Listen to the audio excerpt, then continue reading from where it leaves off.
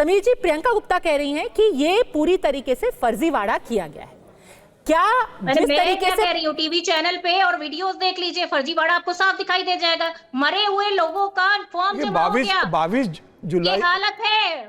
22 जून को चुनाव आयोग ने सर्वदलीय बैठक बुलाई थी पटना के अंदर और सभी से कहा था कि ये प्रोसेस ऐसा है कि जो शुरू हो रही है इसमें आपकी भूमिका जो रखना है आप रखने के तैयार है, आपके बीएलओ को अपने साथ जोड़ेंगे। और 1.5 लाख से ज्यादा बीएलए जो बूथ लेवल एजेंट होते हैं पार्टियों के, वो इसमें शामिल हुए। आज जब चुनाव ये कह रहा है कि भाई आप 60 लाख के करीब ज्यादा, कि भाई इसमें 7 लाख के करीब नहीं है, 22 लाख के करीब मर गए, 7 लाख के डबल आईडी कार्ड पाए गए, 35 लाखों का पलायन हो गया या शायद वो वहां पर वोटर के रूप में घर पर नहीं है। आज जब चुनाव आयोग ने पूरी जानकारी दे दी है 99.86% लोगों की, और पूरा 1 महीना है, अभी 1 अगस्त से लेकर 1 सितंबर का समय है कि पार्टी अपने एड्रेस पर जाए, जो एड्रेस दिया है कि जहां पर कोई लोग नहीं है। अगर उनको लगता है कि ये लोग जिंदा है, गलत से छूट गए, पार्टी उनको डाटा दे, चुनाव आयोग जारी उसको शामिल करके ऐड कर देगा। चुनाव आयोग बार बार बोल रहा है कि भाई हम आप जो कहेंगे आप डिटेल लेके आइए, हम इसको ऐड कर देंगे। और इसमें दो चीजें प्रियंका जी, ये सबसे ज्यादा जरूरी है, ये लोगों के लिए देखना। फैक्ट्स पे बात कीजिए, क्योंकि फैक्ट ये है, और ये चुनाव आयोग ने आज ही नहीं पिछले 1 महीने से बताया है, फॉर्म ना भरने वालों, मृतकों व स्थायी रूप से प्रवास कर चुकों की सूची भी सभी 12 राजनीतिक दलों से कॉपी दी है 20 जुलाई को, आज कल नहीं। आपको तो लिस्ट 20 जुलाई को मिल चुकी है। आपको जो भी आपत्ति है, प्रियंका भारती को जो भी आपत्ति है, आप अपनी दर्ज कराइए ना।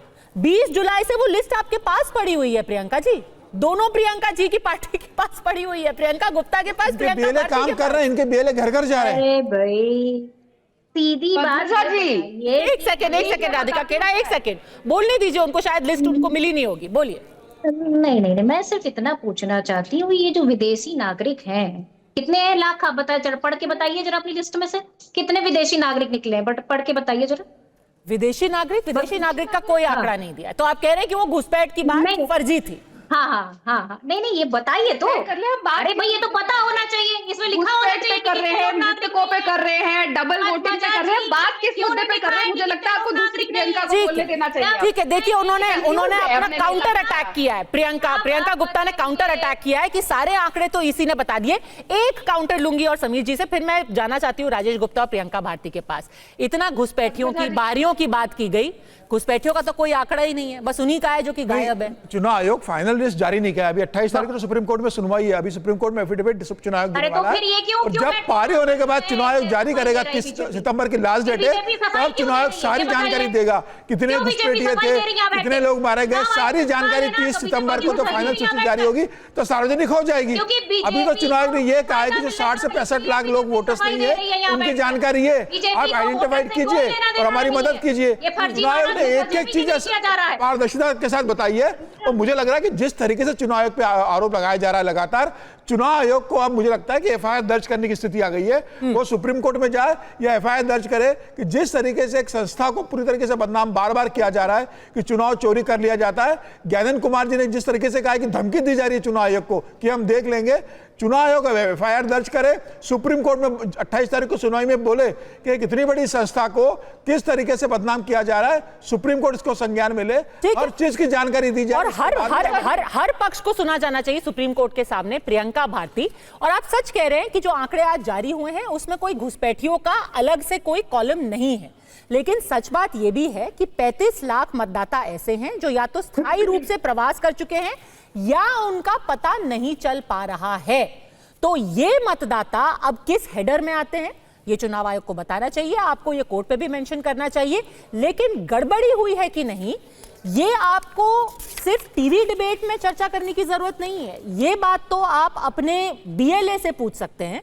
और ये एक और आंकड़ा मुझे लगता है लोगों के लिए जानना बहुत जरूरी है, जो कि चुनाव आयोग ने। प्रियंका गुप्ता जी 2 मिनट तो दीजिए, अभी प्रियंका भारती बोली भी नहीं है, आप अभी से ही परेशान होने लगी।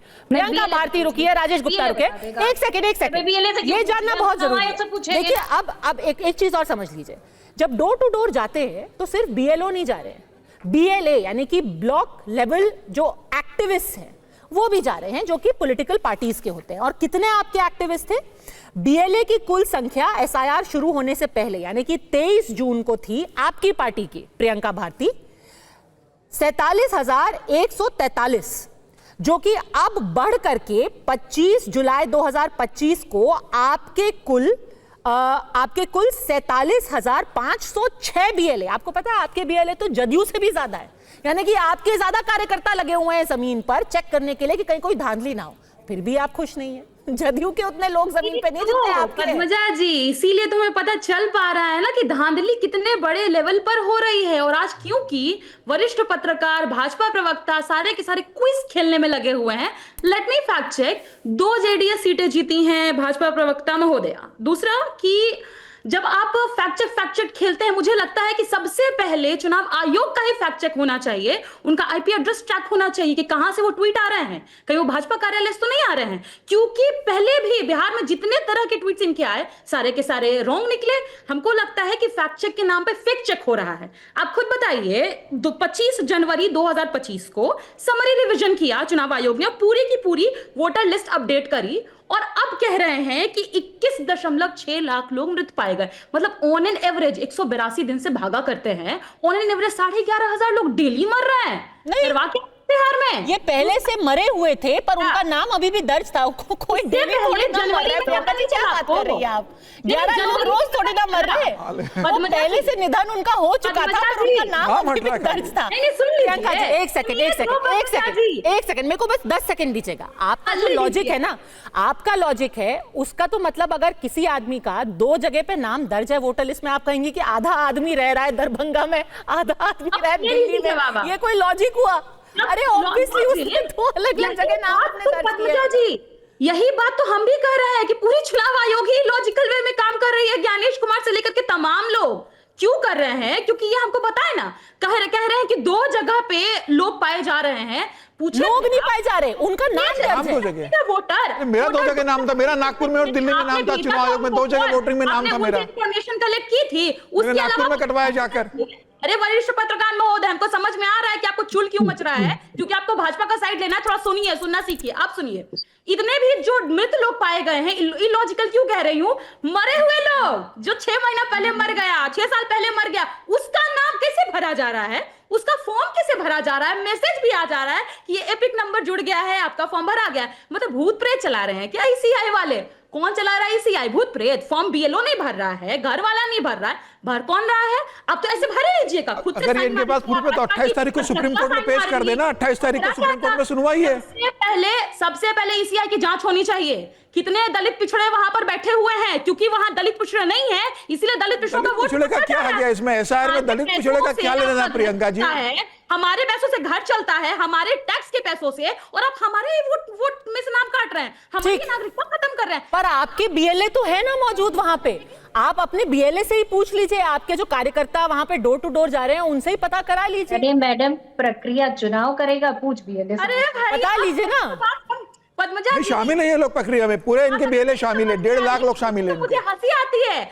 आप इस बार ऐसा पद्मजा जी, मैं इसका जवाब दे दूं? अगर जवाब दीजिए राधिका खेड़ा, जवाब दीजिए राधिका खेड़ा। उम्मीद करती हूँ मेरे बीच में कोई नहीं बोलेगा। और पद्मजा जी, मुझे लगता है जिसकी जितनी पार्टी की जितनी सीटें हैं उस हिसाब से उन्हें बराबर समय मिलना चाहिए। सबसे कम समय मुझे मिला गया है। राहुल गांधी तो वैसे बार बार बात करते हैं जिसकी जितनी आबादी उतना हक। तो आप ये मत देखिए, बीच में मत बोलिए प्रियंका जी, मैं आपके बीच में नहीं बोली थी, थोड़ी तमीज रखिए। ये क्या जंगलीपन है? इसीलिए आप लोग 18 साल से सत्ता में नहीं है, इतना घमंड अच्छी बात नहीं है। अब मैं मुद्दे के ये सवाल इसलिए नहीं सुनना चाहते। देखिए, डाउन नहीं करेंगे, मेरा फेडर तो पद्मजा जी डाउन करा दिया था।